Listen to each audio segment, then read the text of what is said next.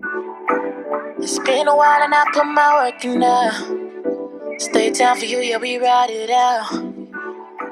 Hey y'all, it's your girl Julissa and welcome to my channel. Today we're doing a segment of Just Ask JB where you guys send me your questions about confidence, about self-esteem, about self-love. If you want to have some girl chat, if you want to ask me about love and relationships, if you want to ask me really anything, send on your questions to julissa@beautifymysoul.com and I'll get those answers out to you. You know, we're a sisterhood, so any way we can love and support each other and provide each other with uplifting words and advice is a good time. Now today we have a few questions to answer, so let's get right to it. Our first question of the day is, how can I be self-motivated every start of the week?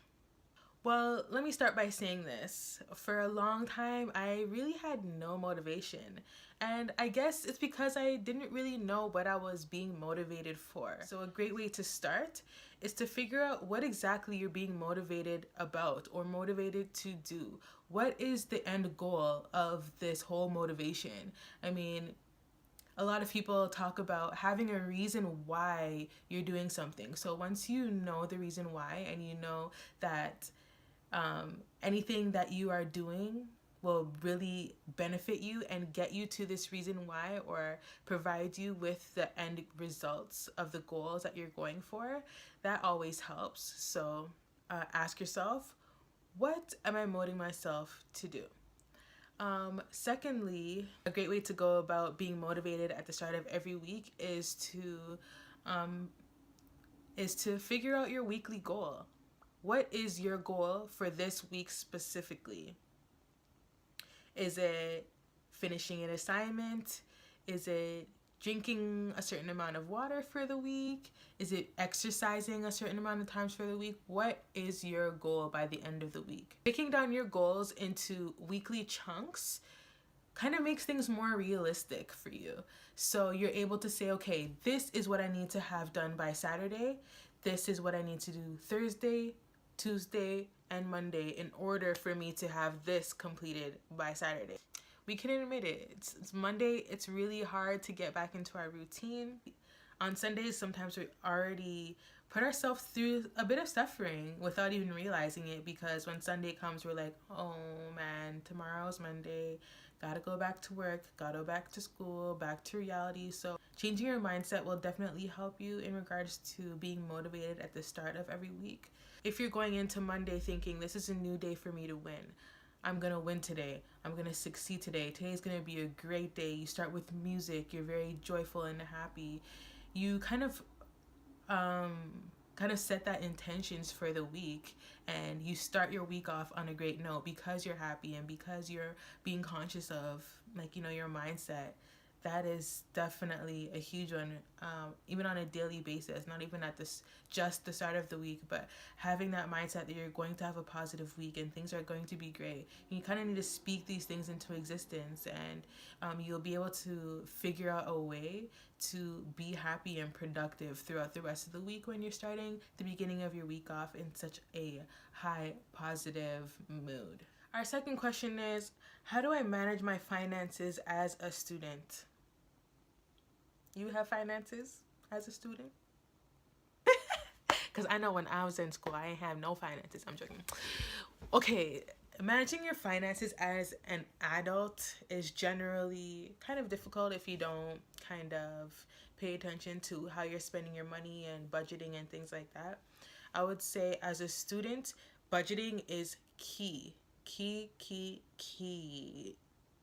As a starving student, as they like to call it, it's already hard because we are full-time students for a lot of us, where it's hard to have a full-time job, and our part-time job might not give us enough leeway to eat and still be able to have some sort of entertainment and pay our bills and all that kind of stuff. So taking the time to sit down and say, okay, here are the things that are coming in, here are my expenses, and here's what I have left over. Now, what are my priorities?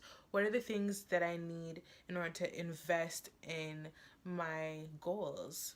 what are the things that I need to prioritize? Do I really need to buy the Gucci bag, or can I settle for another sort of bag so that I still have money left over to do A, B, and C, which are productive to my goal? So after your budgeting and after your bills are paid, prioritizing the sort of things that you need to push you forward as a student and as a successful person is vital. Okay, the next question is, as a student, how do I incorporate God into my daily life?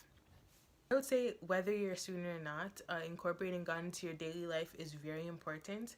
I've really starting to get into the pattern of doing that myself. So what I've done is I bought a new Bible, and I've also bought myself a daily devotional for 2018. There's a lot of them just in the bookstore. You can order one on Amazon. It really gives you 365 days out of the year for you to get your lesson and then be able to go to the Bible and read the Bible message from that and create your own notes.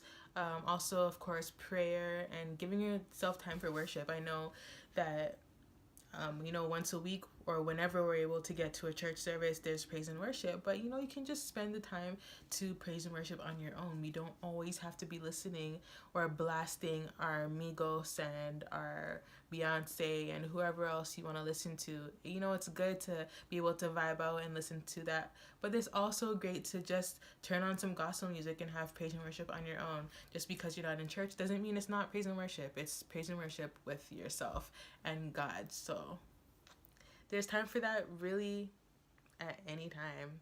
I even find myself praying when I drive. I pray when I'm in the shower. I pray when I'm anytime I think about it, I pray. Because a lot of times, especially now that I'm getting into the routine, I might not exactly wake up in the morning and remember, okay, gotta pray now, let me pray. Because maybe that's just not into my routine yet. So whenever I do think about it, or I do have a moment to praise God, I do at any given time, anywhere I'm at. It is what it is. Also, just getting more comfortable praying in general, not just praying when you need to pass a test. Because of course, God's always with us and he's always there for us, but there's a lot of times where we need to pray even though we're not asking to get an A+. We need to pray to thank him. We need to pray, to thank him for our life, our breath, our health, our protection. There's so many things, and yeah. So that's my answer for that. The last question for this segment of Just Ask JB is, how do I bring God into my love relationship as boyfriend and girlfriend? How can you make sure he is the center of your relationship? Okay, as a young adult, I think that you need to know what you want out of a relationship. And if you know that you want God to be a part of a relationship, do not enter into a relationship unless your significant other does have a relationship with God or is creating a relationship with God or something along those lines. You need to go into the relationship equally yoked. I think it's difficult to enter into a relationship knowing that God's a big part of my life and I want my partner to have his own relationship with God, and then the person that I'm dating doesn't believe in God. That's really difficult. There's a lot of things about the Bible and about God that I do not know because I'm new to this. So it will definitely be difficult for me to continue my walk in God and be strong in my walk in God when, my significant other doesn't even believe in God, or whenever I pray, they're rolling their eyes at me. That is definitely not going to help my growth, and it's not going to help the growth in our relationship. As at the end of the day, if you guys continue to get closer and you're getting closer to God and you're trying to get closer to your significant other, but your significant other is walking in the complete other direction than you're walking, it's definitely, you guys are going to be pulling at two opposite ends. And really, if the relationship gets more intimate and you guys start talking about marriage and then start talking about children, and now when you guys want to get married, you want to go to a church and he doesn't want anything to do with the church, or you want to raise children together and you want your child to be baptized and he doesn't because he doesn't believe in it. There's a lot of conflict when you guys are not originally equally yoked. So make sure that you guys are equally yoked or working towards, your walk with God, or, it definitely will help you. But that is all for this segment of Just Ask JB. Always remember, when you're feeling a bit stuck and you just need a bit of advice, just ask JB. That's it for now. See you guys in the next video. Thanks for watching. It's been a while and I put my work in now. Stay down for you, yeah, we right.